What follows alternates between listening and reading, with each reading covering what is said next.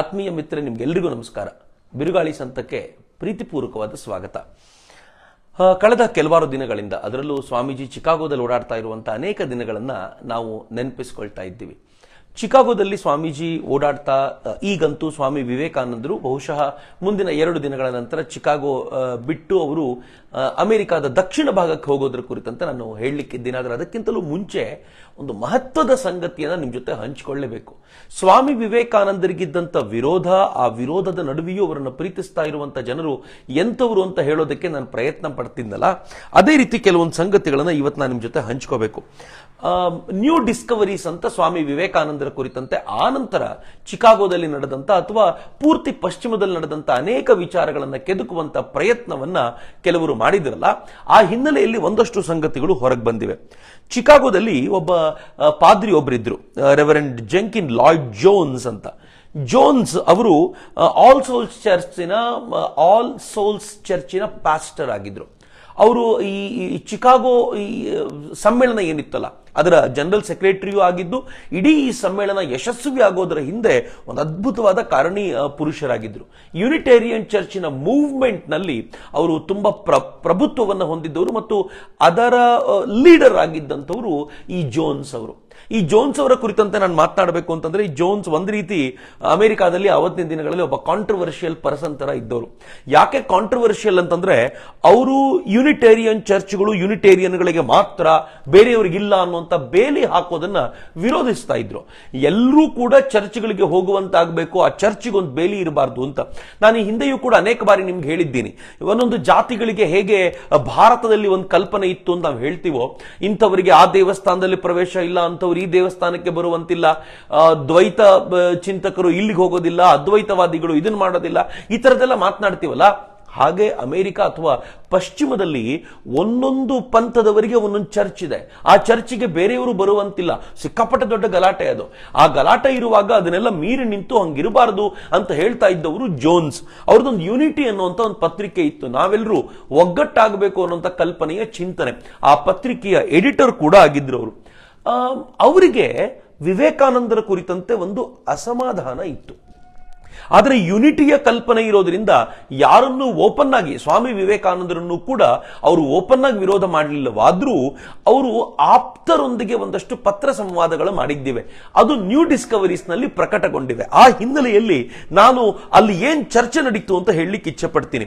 1893 November 7ಕ್ಕೆ 1893 September ನಲ್ಲಿ ಸರ್ವಧರ್ಮ ಸಮ್ಮೇಳನ ಆಯಿತು. ಅದಾದ 1 ತಿಂಗಳ ನಂತರ, ಅಂದ್ರೆ ಸೆಪ್ಟೆಂಬರ್ ಪೂರ್ತಿ ಅಕ್ಟೋಬರ್ ತಗೊಂಡು ನವೆಂಬರ್ 7 ಅಂತ ನೀವು ಹೇಳಿದ್ರೆ 2 ತಿಂಗಳ ನಂತರ ಅವರೊಂದು ಪತ್ರವನ್ನ ತಮ್ಮ ಒಬ್ಬ ಮಿತ್ರರಿಗೆ ಬರೀತಾರೆ. ಮಿಸ್ ಕಾರ್ಡೆಲಿಯಾ ಕಿರ್ಕ್ಲ್ಯಾಂಡ್ ಅನ್ನುವಂತ ಹೆಣ್ಣು ಮಗಳಿಗೆ ಅವರೊಂದು ಪತ್ರ ಬರೀತಾರೆ. ಆ ಪತ್ರದಲ್ಲಿ ಏನ್ ಬರೀತಾರೆ ಗೊತ್ತಾ? ಬಹಳ ವಿಶೇಷವಾಗಿರುವಂತಹ ಸಾಲುಗಳಿದು. ನಾನು ಅದನ್ನೇ ನಿಮ್ಮ ಎದುರುಗಡೆ ಓದ್ತೇನೆ, ಅದನ್ನ ಅರ್ಥ ಮಾಡ್ಕೊಳ್ಳೋಣ. Vivekananda is also in the country yet, but I do not know his whereabouts. He is a meteoric star in whom I have not so much confidence as in the other representatives from the far east. ವಿವೇಕಾನಂದರು ಕೂಡ ನಗರದಲ್ಲಿ ಇದ್ದಾರೆ ಅಂತ ಗೊತ್ತಿದೆ, but ಎಲ್ಲಿದ್ದಾರೆ ಅಂತ ನಂಗೆ ಗೊತ್ತಿಲ್ಲ. ನನಗೆ ಅವ್ರ ಮೇಲೆ ಬಹಳ ವಿಶ್ವಾಸ ಇಲ್ಲ. ಅದರಲ್ಲೂ ಅವ್ರು ಕಂಪೇರ್ ಮಾಡೋದು ಹೇಗಿರುತ್ತೆ ಅಂತಂದ್ರೆ, ಪೂರ್ವದಿಂದ ಬಂದಿರುವಂತ ಇತರರಿಗೆ ಕಂಪೇರ್ ಮಾಡಿದ್ರೆ ನನಗೆ ವಿವೇಕಾನಂದರ ಮೇಲೆ ಅಷ್ಟೊಂದು ವಿಶ್ವಾಸ ಇಲ್ಲ ಅಂತ ಬರೀತಾರೆ. ಪೂರ್ವದಿಂದ ಬಂದಿರುವಂತವ್ರು ಯಾರು? ಅವ್ರು ಹೇಳ್ಬೇಕಾದ್ರೆ ಅದು ಧರ್ಮಪಾಲರ ಬಗ್ಗೆ ಇರ್ಬೋದು, ಮಜುಮ್ದಾರ್ ಬಗ್ಗೆ ಇರ್ಬೋದು, ನಗರ್ಕರ್ ಬಗ್ಗೆ ಇರ್ಬೋದು, ಗಾಂಧಿಯವ್ರ ಬಗ್ಗೆ ಇರ್ಬೋದು, ಹಿರಾನಿಯವ್ರ ಬಗ್ಗೆ ಇರ್ಬೋದು. ಇವ್ರ ಬಗ್ಗೆ ಅವ್ರು ಹೇಳ್ತಾರೆ ನನಗೆ ವಿವೇಕಾನಂದರ ಮೇಲೆ ಅಷ್ಟು ವಿಶ್ವಾಸ ಇಲ್ಲ ಅಂತ ಹೇಳ್ತಾರೆ. ಈ ಕುರಿತಂತೆ ಮುಂದೆ ಮಾತನಾಡ್ತಾ ಅಥವಾ ಇನ್ನೊಂದು ಪತ್ರವನ್ನ ಅವರು ಮಿಸ್ ಹೋವೆಗೆ ಬರೀತಾರೆ. ಮಿಸ್ ಹೋವೆ, ಆಕೆ ಥ್ಯಾಚ್ ಹೋವೆ, ಗ್ರೇಸ್ ಟಿ ಹೋವೆ ಅಂತ, GT ಹೋವೆ ಅಂತ, ಆಕೆ ಒಬ್ಬ ಖ್ಯಾತ ಲೇಖಕಿ, ತುಂಬಾ ಹೆಸರು ಮಾಡಿದಂತ ಲೇಖಕಿ ಆಕೆ.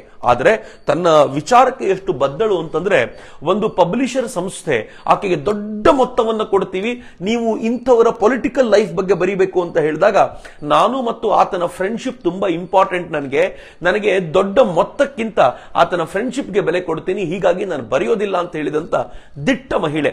ಆ ಹೆಣ್ಣು ಮಗಳು ವಿವೇಕಾನಂದರ ಕುರಿತಂತೆ ಇವರಿಗೆ ಪ್ರಶ್ನೆ ಮಾಡಿದಾಗ, ರೆವರೆಂಡ್ ಜೋನ್ಸ್ಗೆ ಪ್ರಶ್ನೆ ಮಾಡಿದಾಗ, ಆ ಜೋನ್ಸ್ ಒಂದು ಪತ್ರದಲ್ಲಿ ಬರೆಯುವಂತ ಸಾಲುಗಳಿವೆಯಲ್ಲ, ಬಹಳ ವಿಶೇಷವಾಗಿರುವಂತದ್ದು.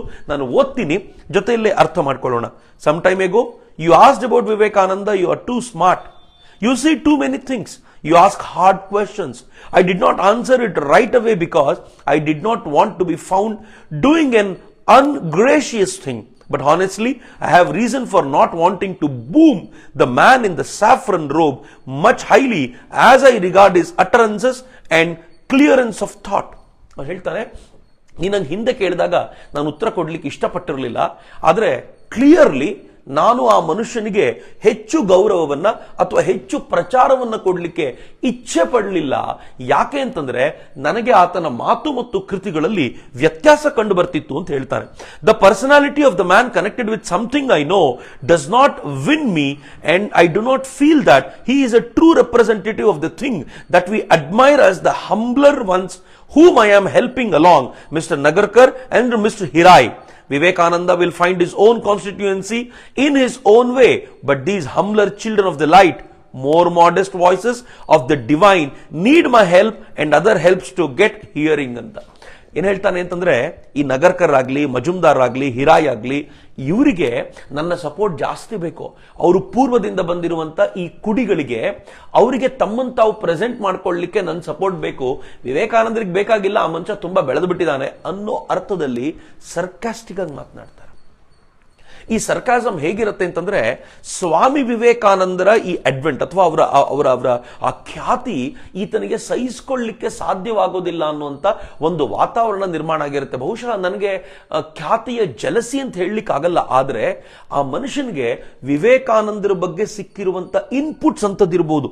ನೀವು ಇಲ್ಲಿ ಗಮನಿಸಿದ್ರೆ ಗೊತ್ತಾಗುತ್ತೆ, ಆತ ಹೇಳ್ತಾನೆ, ನನಗೆ ಆತನ ಬಗ್ಗೆ ತಿಳ್ಕೊಂಡಿರುವಂತ ಕೆಲವು ಸಂಗತಿಗಳು ಆತನ ಬಗ್ಗೆ ಪ್ರೀತಿಯನ್ನ ಮೂಡಿಸ್ತಾ ಇಲ್ಲ ಅಂತ. ಹಾಗಿದ್ರೆ ಆ ಕೆಲವು ಸಂಗತಿಗಳು ಹೇಳಿರೋರು ಯಾರು? ನಿಸ್ಸಂಶಯವಾಗಿ ಮಜುಮ್ದಾರ್, ಬ್ರಹ್ಮ ಸಮಾಜದ ಪ್ರತಾಪ್ ಮಜುಮ್ದಾರ್ ಏನಿದ್ರು, ಅವರು ವಿವೇಕಾನಂದರ ಬಗ್ಗೆ ಇಲ್ಲ ಸಲ್ಲದ ಮಾತುಗಳನ್ನು ಹೇಳಿದ್ರು.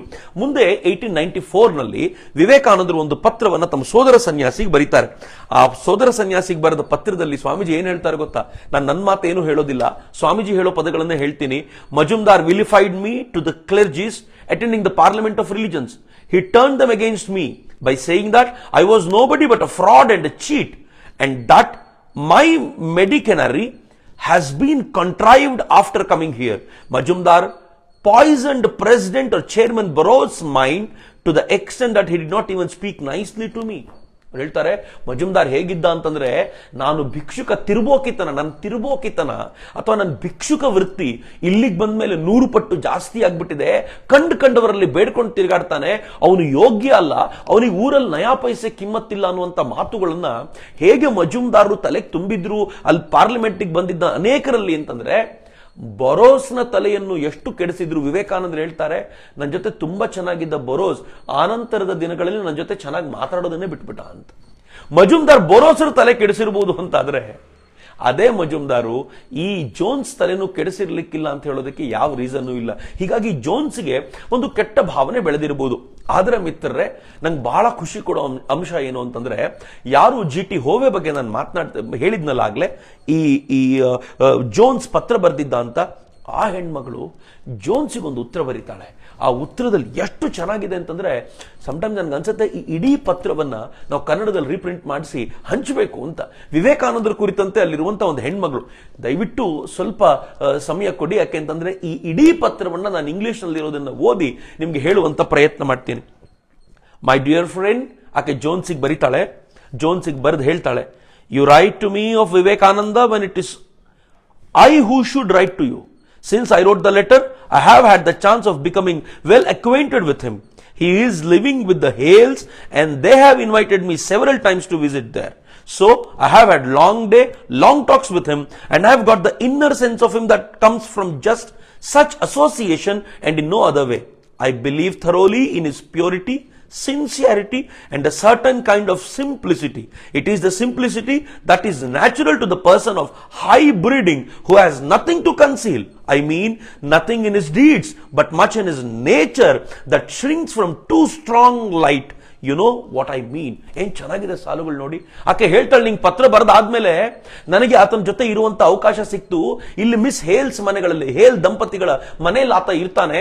ಆಕೆ ತುಂಬಾ ಬಾರಿ ನನ್ನ ಕರೆದಾಗ ಒಡನಾಡುವಂತ, ಮಾತನಾಡುವಂತ ಅವಕಾಶ ಸಿಕ್ತು.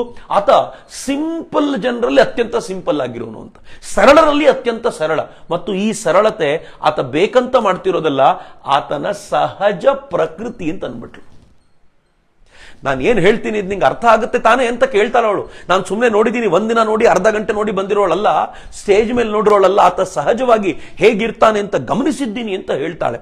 ಮುಂದೆ ಹೇಳ್ತಾಳೆ, he has a finally trained mind. ಸಾಲುಗಳು ನೋಡಿ ಎಷ್ಟು ಚೆನ್ನಾಗಿದೆ. ಹಿ has a finally trained mind, draws easily on his resources, has had a refined bringing up, has a long line of scholarly ancestors behind him, has a most religious nature, has naturally dominion over his senses, and with it all a nature so sympathetic that as a child he had a passion for humanity. ಅವನ ಹತ್ರ capacity ಎಂತದಿದೆ ಅಂತಂದ್ರೆ, ಇಂದ್ರಿಯಗಳ ಮೇಲೆ ಹತೋಟಿ ಇದೆ, ಮನಸ್ಸನ್ನು ಹಿಡಿತದಲ್ಲಿ ಇಟ್ಕೊಳ್ಬಲ್ಲ, ತನ್ನ ರಿಸೋರ್ಸಸ್, ತನ್ನ ವಿಚಾರಧಾರೆಗೆ ಯಾವತ್ ಬೇಕಿದ್ರು ಹೋಗಿ ಅಲ್ಲಿಂದ ಕೆದಕಿ ಬೇಕಾಗಿರೋದನ್ನ ಪ್ರೆಸೆಂಟ್ ಮಾಡುವಂತ ಸಾಮರ್ಥ್ಯ ಅವನಿಗಿದೆ ಅಂತ ಹೇಳಿದ್ಲು. ಮುಂದೆ ಹೇಳ್ತಾಳೆ, he has a rich nature full of mirth, ಅಂದ್ರೆ ಆನಂದದಿಂದ ಕೂಡಿರುವಂತ the soul of gaiety, when he is not most serious and uplifted. The kind of a boy have tried to describe came under the influence of a monk. ರಾಮಕೃಷ್ಣರ ಬಗ್ಗೆ ಹೇಳ್ತಾಳೆ, a half insane mystic, as I gather, who so influenced him as to throw the whole force of his nature into religion. His love of God is a revelation to me, and his love of humanity just as dominating. ಅವನು ಭಗವಂತನನ್ನ ಪ್ರೀತಿಸೋದು ನನ್ನ ಪಾಲಿಗೆ ಒಂದು ದರ್ಶನ ಅಂತ ಹೇಳ್ತಾಳೆ. ಆತನನ್ನ ಒಬ್ಬ ಮಿಸ್ಟಿಕ್, ಒಬ್ಬ ಹಾಫ್ ಅಂದ್ರೆ ಒಬ್ಬ ಫಕೀರನೊಬ್ಬ ಆತನನ್ನ ಇನ್ಫ್ಲೂಯೆನ್ಸ್ ಮಾಡಿದ. ಅದಾದ್ಮೇಲೆ ಭಗವಂತನ ಮೇಲಿನ ಆತನ ಪ್ರೀತಿ ಹೆಂಗಿದೆ ಅಂತಂದ್ರೆ ನನಗೆ ಅದ್ಭುತ ಅನ್ಸುತ್ತೆ. ಭಗವಂತನ ಮೇಲಿನ ಪ್ರೀತಿ ಅಷ್ಟೇ ಅಲ್ಲ, ಮಾನವ ಸಮುದಾಯದ ಮೇಲಿನ ಆತನ ಪ್ರೀತಿಯೂ ಕೂಡ ಅಷ್ಟೇ ಅದ್ಭುತವಾದ್ದು ಅಂತ ಹೇಳ್ತಾಳೆ. These are the foundations of his spiritual life, and on that has been reared a curious admixture of the monk, the mystic, and the free thinker. It altogether makes him the most interesting person I ever met. ಅವಳು ಹೇಳೋದು ನೋಡಿ, monk ಒಬ್ಬ ಸನ್ಯಾಸಿ, ಒಬ್ಬ mistake, ಹಾಗೆ ಒಬ್ಬ free thinker, ಎಲ್ಲರದರ mixture ಇದೆ. ನನ್ನ ಜೀವನದಲ್ಲಿ ನಾನು ನೋಡಿರುವಂತ ಒಬ್ಬ ಅದ್ಭುತ ವ್ಯಕ್ತಿ ಈತ ಅಂತ ಆಕೆ ಬರೀತಾಳೆ. ನೆನ್ಪಿಟ್ಕೊಳ್ಳಿ, ನಾನು ಮತ್ತೆ ಹೇಳ್ತಿದ್ದೀನಿ, ಆ GT ಹೋವೆ ಇದ್ದಾಳಲ್ಲ, ಆರ್ಡಿನರಿ ಹೆಣ್ಮಗಳಲ್ಲ. ಆಕೆ ತುಂಬಾ ದೊಡ್ಡ ಬರಹಗಾರ್ತಿ ಆಗಿದ್ದಂಥವಳು, ಲಿಟ್ರರಿ ಆಕ್ಟಿವಿಸ್ಟ್ ಆಗಿದ್ದಂಥ ಹೆಣ್ಮಗಳು. ಆಕೆ ಹೇಳುವಂತ ಮಾತು ಸುಮ್ನೆ ಹೇಳ್ತಿಲ್ಲ, ವಿವೇಕಾನಂದರನ್ನ ಅರ್ಥೈಸಿಕೊಂಡ ಮೇಲೆ ಇದನ್ನು ಬರೀತಾಳೆ. ಮುಂದೆ ಬಹಳ ಚೆನ್ನಾಗಿದೆ. ಈ ಪತ್ರದ ಮುಂದಿನ ಭಾಗ ಹೆಂಗಿದೆ ಅಂತಂದ್ರೆ, I write this to you because you ought to know him. It's too bad to lose such a chance because he is so unlike anyone I ever knew. ನೀನು ಆತನನ್ನು ತಿಳ್ಕೊಳ್ಳಿಲ್ಲ ಅಂತಂದ್ರೆ ನಿಜಕ್ಕೂ ದುರದೃಷ್ಟ ನಿಂದು. ನಾನು ಆ ತರದ ವ್ಯಕ್ತಿ ನನ್ನ ಜೀವನದಲ್ಲಿ ನೋಡ್ಲಿಲ್ಲ, ನೀನು ತಿಳ್ಕೊಳ್ಬೇಕು ಅವನನ್ನ ಅಂತ ಹೇಳ್ತಾಳೆ. I should like to talk to him over with you, especially his Chicago experiences. I hear all sorts of things are said about him, how he is a man of the world, how he is the man of the world, etc. ಅಂದ್ರೆ ಆಕೆ ಹೇಳ್ತಾಳೆ, ಚಿಕಾಗೋದಲ್ಲಿ ಆತನ experience ಬಗ್ಗೆ ನಾನು ಕೇಳಲಿಕ್ಕೆ ಆತನ ಹತ್ರ ಕೇಳೋದು ಯಾವಾಗ್ಲೂ ಇಚ್ಛೆ ಪಡ್ತೀನಿ. ಯಾಕೆ ಅಂತಂದ್ರೆ ಅವನ ಬಗ್ಗೆ ಇರೋ ಎಲ್ಲ ಆಪಾದನೆಗಳ ಬಗ್ಗೆ ನನಗೆ ಅರಿವಿದೆ ಅಂತಾಳೆ. ಆಪಾದನೆ ಏನ್ ಗೊತ್ತೇನು? ಆತ how is the man of the world, ಆತ ಹೆಂಗೆ ಪ್ರಾಪಂಚಿಕ ವ್ಯಕ್ತಿ ಅಂತ ಎಲ್ಲರೂ ಮಾತನಾಡ್ತಾರೆ. ನಾನು ಹೇಳಿದ್ನಲ್ಲ, ವಿವೇಕಾನಂದರು ಮೀಟ್ ಈಟರು, ವಿವೇಕಾನಂದರು ಹೆಣ್ಮಕ್ಳ ಜೊತೆ ತಿರುಗಾಡ್ತಾರೆ, ವಿವೇಕಾನಂದರ ಕ್ಯಾರೆಕ್ಟರ್ ಸರಿ ಇಲ್ಲ, ವಿವೇಕಾನಂದರು ಹಣದ ಅಪೇಕ್ಷೆ ಪಡುವಂಥವ್ರು, ಈ ಥರದೆಲ್ಲ ಹೇಳ್ತಿರ್ತಾರಲ್ಲ, ಇವೆಲ್ಲ ನಂಗೆ ಗೊತ್ತಿದೆ ಅಂತ ಆಕೆ ತುಂಬಾ ಸ್ಪಷ್ಟವಾದ ದನಿಯಲ್ಲಿ ಹೇಳ್ತಾಳೆ. ಹೇಳಿ ಮುಂದೆ ಹೇಳ್ತಾಳೆ, he gave me the other day the clue to it all, though wholly unwittingly. It seems he had a letter to Erskine Phelps and sent it to him on his arrival. They called on him at once, took him to their house. He happened to speak to them the other day, said, they are very kind, friendly people, very, very kind to me, but I could not live there. ಬಹಳ important ಆಗಿರುವಂತ ಸಂಗತಿನ ಹೇಳ್ತೀನಿ. ಸ್ವಾಮಿ ವಿವೇಕಾನಂದರು ಚಿಕಾಗೋಗೆ ಬಂದ್ರಲ್ಲ, ಮದ್ರಾಸ್ನಿಂದ ವರದರಾವ್ ಅವರು ಸ್ವಾಮಿ ವಿವೇಕಾನಂದರಿಗೆ ಒಂದು ಪತ್ರವನ್ನು ಕೊಟ್ಟರು. ಚಿಕಾಗೋದಲ್ಲಿರುವಂತ ಒಬ್ಬ ಸಿರಿವಂತರೊಬ್ಬರು ನಮ್ಗೆ ತುಂಬಾ ಪರಿಚಯ ಇದ್ದಾರೆ, ನೀವು ಅವ್ರ ಹತ್ರ ಹೋಗಿ ತಂಗಬಹುದು ಅನ್ನುವಂಥ ಕಲ್ಪನೆಯನ್ನು ಕೊಟ್ಟು ಪ್ರಾಬಬಲಿ ಆನಂತರ ನ್ಯೂ ಡಿಸ್ಕವರೀಸ್ ಇದನ್ನ ಕೆದಕಿದ ಮೇಲೆ ಗೊತ್ತಾಯ್ತು ಅದು ಇವರದ್ದೇ ಮನೆ ಅಂತ, ಫೆಲ್ಪ್ಸ್ ಅವರು ಮನೆ ಅಂತ. ಆ ಫೆಲ್ಪ್ಸ್ ದೊಡ್ಡ ಚರ್ಮೋದ್ಯೋಗ ಮಾಡ್ತಿದ್ದಂತ ವ್ಯಕ್ತಿ. ಪ್ರಾಬಬಲಿ ನಾನು ಹೇಳೋದಾದ್ರೆ ಶೂಸ್ ಕಂಪನಿ ಅವರದ್ದಿತ್ತು, ಸಿಕ್ಕಾಪಟ್ಟೆ ಸಿರಿವಂತ. ಆತ ವಿವೇಕಾನಂದರನ್ನ ಬಂದು ಕರ್ಕೊಂಡು ಹೋದ ಅಂತೆಲ್ಲ ಹೇಳ್ತಾರೆ. ವಿವೇಕಾನಂದರು ಕೆಲವು ದಿನಗಳು ಅವ್ರ ಮನೆಯಲ್ಲಿ ಇದ್ರಂತೆ. ಆದ್ರೆ ವಿವೇಕಾನಂದರು ಹೇಳ್ತಾರೆ, ನನಗೆ ಅವ್ರ ಮನೇಲಿ ಇರ್ಲಿಕ್ಕೆ ಆಗ್ಲೇ ಇಲ್ಲ. ಈಕೆ ಆಶ್ಚರ್ಯದಿಂದ ಕೇಳ್ತಾಳೆ, ಒಬ್ಬ ಸಿರಿವಂತನ ಮನೆಯಲ್ಲಿ ನಿನಗಿರ್ಲಿಕ್ಕೆ ಆಗ್ಲಿಲ್ವಾ, ಯಾಕೆ ಅಂತ ಕೇಳ್ತಾಳೆ. When we asked why, he said in a perplexed way. ಮುಖ ಬಿಳಿಸಿಕೊಂಡು ವಿವೇಕಾನಂದರು ಹೇಳಿದ್ರಂತ. ಇನ್ಫ್ಯಾಕ್ಟ್ ವಿವೇಕಾನಂದರು ಯಾರ ಬಗ್ಗೆ ನೆಗೆಟಿವ್ ಆಗಿ ಯಾವತ್ತೂ ಮಾತನಾಡುವಂತ ಮನುಷ್ಯರಲ್ಲ, ಸ್ಪೆಷಲಿ ಅವ್ರು ಹೋಸ್ಟ್ ಆಗಿದ್ದಂಥವ್ರ ಬಗ್ಗೆ. ಆತ ಹೇಳ್ತಾರೆ, I do not know, I think they are fashionable. ವಿವೇಕಾನಂದರು ಹೇಳ್ತಾರೆ, ಅವ್ರು ಸಿಕ್ಕಾಪಟ್ಟೆ ಫ್ಯಾಷನಬಲ್ ಆಗಿದ್ರು ಜನ. They took me to the club, off on a yacht, they drank all the time. ಅವ್ರು ನನ್ನ ಕ್ಲಬ್ ಕರ್ಕೊಂಡು ಹೋಗ್ತಿದ್ರು, ಅವರು ತಿರುಗಾಡ್ಲಿಕ್ಕೆ ಸುತ್ತಾಡ್ಲಿಕ್ಕೆ ಕರ್ಕೊಂಡು ಹೋಗ್ತಿದ್ರು. They drank all the time, ಯಾವಾಗಲೂ ಕುಡ್ಕೊಂಡೇ ಇರ್ತಿದ್ರು. When I said I do not drink, they ordered it for me just the same. ನಾನು ಕುಡಿಯಲ್ಲ ಅಂತ ಹೇಳಿದ್ರು ಕೇಳದೆ, ಅವ್ರು ಏನ್ ಕುಡಿತಾರೋ ನನಗೂ ಅದನ್ನೇ ಆರ್ಡರ್ ಮಾಡಿದ್ರು. They swore to all the time. I had seen no Americans, I did not understand it, but I could not live, so I had to go away. ನನ್ಗೆ ನಿಜವಾಗ್ಲೂ ಏನು ಅಂತಾನೆ ಅರ್ಥ ಆಗಲಿಲ್ಲ, ನನಗೆ ಹಂಗೆ ಬದುಕಿ ಗೊತ್ತಿರಲಿಲ್ಲ, ಹೀಗಾಗಿ ನಾನು ಅದನ್ನು ಬಿಟ್ಟು ಬರಲೇಬೇಕಾಯ್ತು ಅಂತ ವಿವೇಕಾನಂದರು ಹೇಳ್ತಾರೆ. ಏನ್ ಪಾಪದ ಮನುಷ್ಯ ರೀ. ವಿವೇಕಾನಂದರನ್ನ ಪ್ರಾಪಂಚಿಕರು, ವಿವೇಕಾನಂದರನ್ನ ಏನು ಸಿರಿವಂತಿಕೆಯ ಆಲೋಚನೆಯಲ್ಲಿದ್ದವರು ಅಂತೆಲ್ಲ ಮಾತನಾಡುವಂತ ಈ ಜನಕ್ಕೆ ಇದು ಅರ್ಥವೇ ಆಗೋದಿಲ್ವಲ್ಲ. ಮೋಸ್ಟ್ಲಿ ನನ್ಗನ್ಸುತ್ತೆ ಒಂದು ಹಂತದಲ್ಲಿ ಫೆಲ್ಪ್ಸ್ ಕೂಡ ವಿವೇಕಾನಂದರ ಬಗ್ಗೆ ಒಂದು ನೆಗೆಟಿವ್ ಥಾಟ್ ಅನ್ನು ಕೊಟ್ಟಿದ್ದಿರಬಹುದು ಅಂತ ಅನೇಕ ಬಾರಿ ಅನ್ಸುತ್ತೆ. ಯಾಕೆಂದ್ರೆ ಆಕೆ ಇದನ್ನ ಸ್ಪೆಸಿಫಿಕಲಿ ಹೇಳ್ತಿದ್ದಾಳೆ ಅಂತಂದ್ರೆ ಅದೊಂದು ರೀಸನ್ ಇರಬಹುದು ಅಂತ.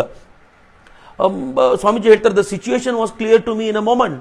He had no means of knowing whether that was exceptional or the natural way. Mr. Phelps knew but one way to entertain a man. I have no doubt many men noticed the yellow robe in the company of the revelers and so. ಆಕೆ ಹೇಳ್ತಾಳೆ, ಆತನಿಗೆ ಫೆಲ್ಪ್ಸ್ಗೆ ಈ ಥರದ ಒಬ್ಬ ವ್ಯಕ್ತಿಯನ್ನ ಇದಕ್ಕಿಂತ ಚೆನ್ನಾಗಿ treat ಮಾಡೋದು ಗೊತ್ತಿರ್ಲಿಕ್ಕಿಲ್ಲ. ಆತ ಅದನ್ನು ಮಾಡ್ತಿರುವಾಗ ಈ ಫೆಲ್ಪ್ಸ್ನ ಈ ಥರದ ಬದುಕಿನೊಳಗೆ ಅನೇಕರು ಕಾವಿ ಬಟ್ಟೆಯ ಈ ಮನುಷ್ಯನ ನೋಡಿದ್ದಿರಬಹುದು. ಅವರು ಆನಂತರದ ದಿನಗಳಲ್ಲಿ ವಿವೇಕಾನಂದರ ಬಗ್ಗೆ ಈ ಥರದ ಸ್ಪ್ರೆಡ್ ಮಾಡಿರ್ಲಿಕ್ಕೂ ಸಾಧ್ಯ ಇದೆ ಅನ್ನೋದನ್ನ ಆಕೆ ತುಂಬಾ ಚೆನ್ನಾಗಿ ಹೇಳ್ತಾಳೆ. He shows the hails his correspondence with the Maharaja, who supplies him with money and who is his friend. It is all very interesting, and he is a pure, sweet, strong soul, whom it is a real good to know. I have talked with him much about the Brahma Samaj. I think I understand something of that situation. ಆಕೆ ಏನ್ ಹೇಳ್ತಾಳೆ ಅಂತಂದ್ರೆ, ಸ್ವಾಮಿ ವಿವೇಕಾನಂದರು ಹೇಲ್ ದಂಪತಿಗಳಿಗೆ ಪತ್ರಗಳನ್ನು ತೋರಿಸ್ತಿದ್ರು. ಯಾವ ಪತ್ರಗಳು? ಮಹಾರಾಜರು ಬರೆದಿರುವಂತ ಪತ್ರಗಳನ್ನು ತೋರಿಸ್ತಾ ಇದ್ರು. ಆ ಪತ್ರದಲ್ಲಿ ಮಹಾರಾಜರು ಹಣದ ಸಹಾಯ ಮಾಡ್ತಾ ಇರೋದು, ಮಹಾರಾಜರು ಅವ್ರ ಜೊತೆಗೆ ನಿಂತಿರೋದು ಎಲ್ಲ ವಿಚಾರ ಇರ್ತಿತ್ತು ಅಂತ. ನನಗೆ ಇದನ್ನು ಓದೋವರೆಗೂ ವಿವೇಕಾನಂದರು ಯಾಕೆ ಭಾರತದಲ್ಲಿರುವಂತ ತಮ್ಮ ಶಿಷ್ಯರಿಗೆ ಪತ್ರ ಬರೆದು ನೀವು ನನಗೊಂದೇನಾದ್ರೂ ಕಳಿಸ್ಕೊಡಿ, ಯಾವ್ದಾದ್ರು ಪತ್ರಿಕೆಯ ಕಟಿಂಗ್ ಅನ್ನು ಕಳಿಸ್ಕೊಡಿ ಅಂತೆಲ್ಲ ಕೇಳ್ತಿದ್ರು ಅಂತ ಅರ್ಥನೇ ಆಗ್ತಿರ್ಲಿಲ್ಲ. ಆದ್ರೆ ಈಗ ಅರ್ಥ ಆಗತ್ತೆ. ಸ್ವಾಮಿ ವಿವೇಕಾನಂದರ ಮೇಲೆ ಅಲ್ಲಿನ ಜನಕ್ಕೊಂದು ಅನುಮಾನ ಇತ್ತಲ್ಲ, ಈ ಮನುಷ್ಯ ನಿಜವಾಗ್ಲೂ ಜಿನೈನ, ಈ ಮನುಷ್ಯನಿಗೆ ಊರಲ್ಲಿ ಗೌರವ ಇದೆಯಾ, ಈ ಮನುಷ್ಯನ ಜನ ಒಪ್ಕೊಳ್ತಾರ, ಈ ಥರದೆಲ್ಲ ಅನುಮಾನ ಇತ್ತಲ್ಲ. ಈ ಅನುಮಾನಗಳನ್ನ ಮೀರಿ ನಿಲ್ಲಲಿಕ್ಕೆ ಸ್ವಾಮಿ ವಿವೇಕಾನಂದರಿಗೆ ಈ ಪತ್ರ ಬೇಕಾಗ್ತಿತ್ತು. ಯಾರಾದ್ರೂ ಅನುಮಾನ ಪಟ್ಟರೆ ನೋಡಿ, ನಾನು ಫೇಕ್ ವ್ಯಕ್ತಿ ಅಲ್ಲ, ನಾನು ಜಿನೈನ್ ಅಂತ ತೋರಿಸ್ಕೊಳ್ಳಿಕ್ಕೆ ಸ್ವಾಮಿ ವಿವೇಕಾನಂದರು ಮಹಾರಾಜರು ಬರೆದಿರೋ ಪತ್ರ ತೋರಿಸ್ಬೇಕಾಗ್ತಿತ್ತು. ಆಕೆ ಹೇಳ್ತಾಳೆ, ಹೇಲ್ ದಂಪತಿಗಳಿಗೆ ಆತ ಮಹಾರಾಜರು ಬರೆದಿರೋ ಪತ್ರ ತೋರಿಸ್ತಾನೆ. ಆ ಪತ್ರಗಳಲ್ಲಿ ಅವರೇ ಅವನಿಗೆ ದುಡ್ಡಿನ ಸಪೋರ್ಟ್ ಮಾಡೋದು ಅಂತೆಲ್ಲ ಗೊತ್ತಾಗತ್ತೆ. ಅಂದ್ರೆ ಮಜುಮ್ದಾರ್ ಹೇಳಿರೋದೆಲ್ಲ ಸುಳ್ಳು, ಆತನಿಗೆ ಭಾರತದಲ್ಲಿ ದೊಡ್ಡ ಮಟ್ಟದಲ್ಲಿ ಸಹಕಾರ ಕೊಡುವಂತ ಜನ ಇದ್ದಾರೆ ಅಂತ ಆಕೆ ತುಂಬಾ ವಿಶೇಷವಾಗಿ ಹೇಳ್ತಾಳೆ. ಕೊನೆಯಲ್ಲಿ ಆಕೆ ಕನ್ಕ್ಲೂಡ್ ಮಾಡ್ತಾ ಹೇಳ್ತಾಳೆ, I have written you all this because you are just the one who would enjoy him if you reached him. It is a pity for you not to know him. ನೀನು enjoy ಮಾಡ್ತಿದ್ದೆ, ಅದಕ್ಕೋಸ್ಕರ ನಿಂಗೆ ಇಷ್ಟೆಲ್ಲ ಬರಿತಾ ಇದ್ದೀನಿ. ಅವನು ಗೊತ್ತಿಲ್ಲ ಅಂತಂದ್ರೆ ನನಗೆ ನಿನ್ನ ಬಗ್ಗೆ ಅನುಕಂಪ ಮೂಡುತ್ತೆ ಅಂತ ಹೇಳಿದ್ಲು. He is just as sincere as Majumdar, working on different lines. How I wish you could run up here for a little visit, but I suppose I might as well ask for the moon. Aren't the sorrel lilies good with old friendship? US GT Howe ಅಂತ ಆಕೆ ತುಂಬಾ ಚೆನ್ನಾಗಿ ಬರೀತಾಳೆ. GT ಹೋವೆಯ ಒಂದು ಸಾಲನ್ನ ಈ ಲೇಖಕ Aseem Chaudhary Swami Vivekananda in Chicago new findings ನ ಕುರಿತಂತೆ ಬರೀತಾ ಹೇಳ್ತಾರೆ, ಹೋವೆ, ಗ್ರೇಸ್ ಹೋವೆ, ಆಕೆ ಬರೆದಿದ್ಲಂತೆ, you would enjoy him if you reach him. It is a pity for you not to know him. ಅವನು ತಿಳ್ಕೊಂಡಿಲ್ಲ ನೀನು ಅಂತಂದ್ರೆ ನನಗೆ ನಿನ್ನ ಮೇಲೆ ಅನುಕಂಪ ಬರುತ್ತೆ ಅಂತ ಆಕೆ ಹೇಳ್ತಿದ್ಲು ಅಂತ ಹೇಳ್ತಾರೆ. ಮಿತ್ರರೇ, ಈ ಪತ್ರವನ್ನೆಲ್ಲ ಓದುವಾಗ ನಂಗೆ ಬಹಳ ಹೆಮ್ಮೆ ಅಂತ ಅನ್ಸೋದೇನು ಅಂತಂದ್ರೆ, ಸ್ವಾಮಿ ವಿವೇಕಾನಂದರು ಸಿರಿವಂತರ ಮನೆಗಳಲ್ಲಿ ಅಥವಾ ಆಮೋದ ಪ್ರಮೋದಗಳಲ್ಲಿ ಕಾಲ ಕಳಲಿಕ್ಕೆ ಇಚ್ಛೆ ಪಡ್ತಿರ್ಲಿಲ್ಲ. ನಾನು ಅದಕ್ಕೆ ಯಾವಾಗಲೂ ಅನ್ಕೊಳ್ತೀನಿ, ವಿವೇಕಾನಂದರಿಗೆ ಸಿಕ್ಕಂಥ ಗೌರವದ, ವಿವೇಕಾನಂದರಿಗೆ ಸಿಕ್ಕಂಥ ಜನರ ಪ್ರೀತಿಯ, ವಿವೇಕಾನಂದರಿಗೆ ಸಿಕ್ಕಂಥ ವೈಭವದ, ಗೌರವದ, ಪ್ರೀತಿಯ, ವೈಭವದ 1%, ಒಂದು ಧೂಳಿನ ಕಣದಷ್ಟಾದರೂ ನನಗೆ ನಿಮಗೆ ಸಿಕ್ಬಿಟ್ಟಿದ್ರೆ ನಾವು ಅಮೆರಿಕನ್ ಬಿಟ್ಟು ಬರ್ತಾನೆ ಇರಲಿಲ್ಲ. ಆದರೆ ಆ ಪುಣ್ಯಾತ್ಮ ಏನು ಹೇಳ್ತಾನೆ ಗೊತ್ತೇನು? ನಾನು ಕೀರ್ತಿಯನ್ನು ಬಯಸಿ ಇಲ್ಲಿಗೆಲ್ಲ ಬಂದಿದ್ದು, ನನ್ನ ದೇಶದ ಸತ್ವವನ್ನು ಈ ಜನರಿಗೆ ಕೊಟ್ಟು ನನ್ನ ದೇಶದ ದಾರಿದ್ರ್ಯವನ್ನು ನೀಗಿಸ್ಲಿಕ್ಕೆ ಇಲ್ಲಿನ ಜನರಿಂದ ಸಂಪತ್ತನ್ನು ತಗೊಂಡು ಹೋಗಬೇಕು ಅಂತ ಬಂದವನು. ಆದರೆ ನನಗೆ ಒಂದು ನಿಮಿಷ ಇಲ್ಲಿರ್ಲಿಕ್ಕೆ ಇಷ್ಟ ಇಲ್ಲ. ವಾಪಸ್ ನನ್ನ ದೇಶಕ್ಕೆ ಹೋಗಿ ಭಿಕ್ಷೆ ಬೇಡ್ಕೊಂಡು ತಿನ್ನಬೇಕು, ಮರದ ನೆರಳಲ್ಲಿ ಮಲಗಬೇಕು, ಕೌಪಿನ ಹಾಕ್ಕೊಂಡು ಗಂಗಾ ನದಿಯ ತೀರದಲ್ಲಿ ನಡಿಬೇಕು ಅಂತ ವಿವೇಕಾನಂದರು ಹೇಳ್ತಿದ್ರಲ್ಲ, ಆ ಮನುಷ್ಯ ಬಹಳ ಗ್ರೇಟ್ ಅನ್ಸೋದು ಆ ಕಾರಣಕ್ಕೆ. ಅದಕ್ಕೆ ಸ್ವಾಮಿ ವಿವೇಕಾನಂದರು ವಿದೇಶದಿಂದ ಭಾರತಕ್ಕೆ ಮರಳಿ ಬರುವಾಗ ಹೇಳ್ತಾರಲ್ಲ, ನಾನು ನನ್ನ ದೇಶದಿಂದ ಇಲ್ಲಿಗೆ ಬರುವಾಗ ನನ್ನ ದೇಶವನ್ನು ಪವಿತ್ರ ಭೂಮಿ, ಪೂಜ್ಯ ಭೂಮಿ ಅಂತ ತಿಳ್ಕೊಂಡಿದ್ದೆ. ಆದರೆ 4 ವರ್ಷಗಳ ಕಾಲ ಭೋಗ ಭೂಮಿಯಲ್ಲಿ ತಿರುಗಾಡಿದ ಮೇಲೆ ಗೊತ್ತಾಗ್ತಿದೆ, ನನ್ನ ದೇಶದ ಮಣ್ಣಿನ ಕಣಕಣವು ಪವಿತ್ರ, ನನ್ನ ಭಾರತ ನನ್ನ ಪಾಲಿನ ತೀರ್ಥಕ್ಷೇತ್ರ ಅಂತ ವಿವೇಕಾನಂದರು ಹೇಳ್ತಾರಲ್ಲ, ಅವರನ್ನು ಅರ್ಥ ಮಾಡ್ಕೊಳ್ಳಿಕ್ಕೆ ಇನ್ನು 4 ಜನ್ಮ ಎತ್ತಿದ್ರು ಕಡಿಮೆ ಅಂತ. ಅದಕ್ಕೆ ವಿವೇಕಾನಂದರು ಹೇಳ್ತಾರೆ, ಈ ವಿವೇಕಾನಂದ ಏನು ಅಂತ ಗೊತ್ತಾಗಬೇಕು ಅಂತಂದ್ರೆ ಇನ್ನೊಬ್ಬ ವಿವೇಕಾನಂದನೇ ಬರಬೇಕಾಗತ್ತೆ ಅಂತ. ನಾವೆಲ್ಲರೂ ಅವರನ್ನು ಅರ್ಥ ಮಾಡ್ಕೊಳ್ಳೋದ್ರಿಂದ 100 ಕಿಲೋಮೀಟರ್ ದೂರದಲ್ಲಿದ್ದೀವಿ. ಬಹುಶಃ ಒಂದು ಸ್ವಲ್ಪ ಆದರೂ ಅವರನ್ನು ಅರ್ಥ ಮಾಡ್ಕೊಳ್ಳಿಕ್ಕೆ ಸಾಧ್ಯ ಆಯಿತು ಅಂತಂದ್ರೆ ನಮ್ಮೆಲ್ಲರ ಬದುಕು ಸಾರ್ಥಕ. ಮತ್ತೆ ನಾಳಿನ ಬಿರುಗಾಳಿ ಸಂದರ್ಭದಲ್ಲಿ ಭೇಟಿ ಆಗ್ತೀನಿ. ಎಲ್ಲರಿಗೂ ನಮಸ್ಕಾರ. ವಂದೇ ಮಾತರಂ. ಜೈ.